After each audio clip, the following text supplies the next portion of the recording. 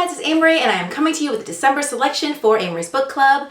It is The Testaments by Margaret Atwood. As you can see, many tabs. I had the pleasure of talking to Margaret Atwood about the book as well as her perspective on humanity specifically. I love people, but I am so optimistic, yet when it comes to humanity, sometimes I can be a little pessimistic. No, I would say a realist. This book has been all over the place. Clearly, if you're in the bookish world, you already know this was one of the biggest releases of the year and also won or co-won the Man Booker. It's called just the Booker now. Many thoughts when it comes to this series.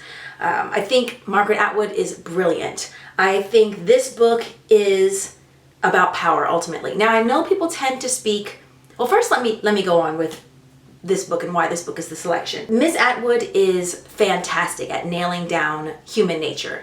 She does not flinch from painting people the way that they really are. I think one of the main characters in this book is Aunt Lydia, and I think what makes this book so strong is that we really get to see the inner workings of Gilead, but it isn't even that. I think the strength of this book really lies in painting different aspects of humanity, painting different aspects of human nature. Aunt Lydia is very tough. We see a completely different side of her than we saw in the original, the first Handmaid's Tale.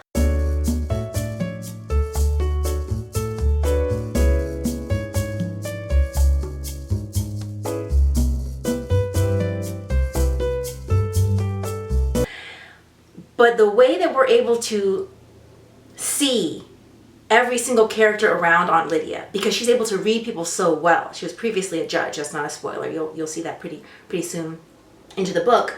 So she's able to look at every single person and kind of discern what makes them tick. And these are people that you recognize, and that's to me, again, that's the strength of the book, is that these are real people. Now I will say, I won't say too much now because we're definitely going to talk about this.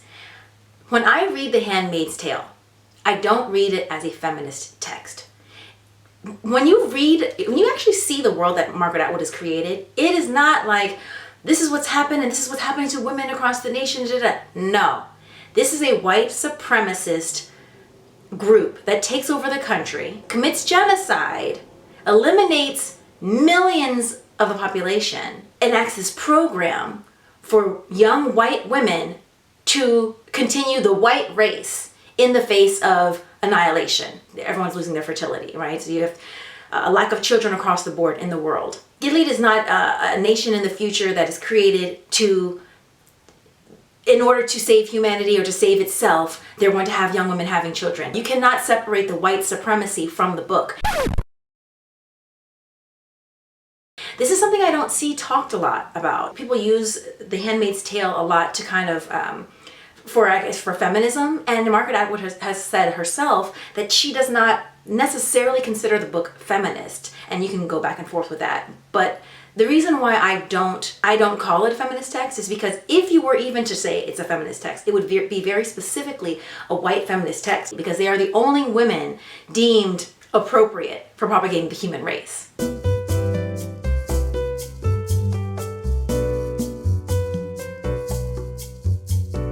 I will just touch for a moment on, like, for instance, the television show. Some people said that, obviously you don't want a lily white television show because you don't have people of color, and I can see that. That's very true. However, I think one of the most interesting way I think to have seen the television show would have been to actually depict the world that Margaret Atwood created.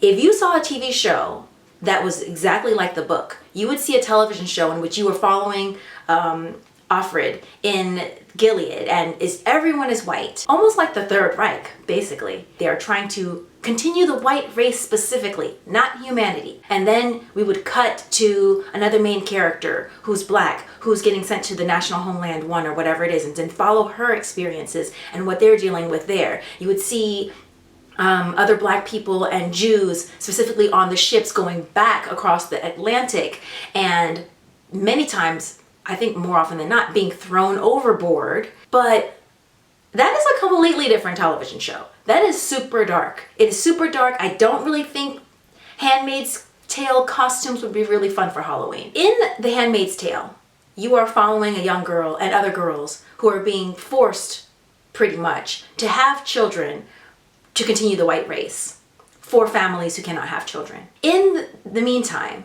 you have millions and millions of people dying. You have genocide. So it's like going into a story and saying, well, we're going to depict a story in the Third Reich. There are Jews being eliminated in concentration camps, people of color being killed, and of course you have homosexuals and people who with disabilities. Millions and millions of people dying. And then you have many young girls who are forced to have children for SS officers and their wives. That is a story. Is it the most important story? I don't know. It's not for me to decide that, but it is a legitimate question. The Testaments expands that. It didn't actually expand it as much as I would have liked, because I really did want to see what happened. How does the rest of the world feel about the extinction of all these people, just their southern neighbors? I mean, no one's like, yo, what happened to Kanye? Did you hear what happened to Drake when he was visiting LA? You know, I jest, but these are legitimate things. I can't go too much into the story yet. There's so much to talk about. There's just so much to talk about, but you're gonna have to hang out, read the book with me, and then join me for the IG chat live that I'll have at the end of the month. And when you read this book and you see what's happening, it's important to keep that in mind, lest everyone else become invisible. We'll talk more about that at the end of the month. The book is fascinating. I have so many thoughts. This is just the iceberg of my thoughts. I have a lot of thoughts about what's here, but honestly, I think 50% of my thoughts are what isn't here. And that's part of the book too. That's part of the story as well. Don't forget to like this video. If you liked it, please share the video. The more people in the book club, the better. And of course, there's nothing official that you have to do to sign. You just have to read the book and join the conversation. And if you haven't already, definitely subscribe and hit those notifications. Until next time, I'll talk to you guys later.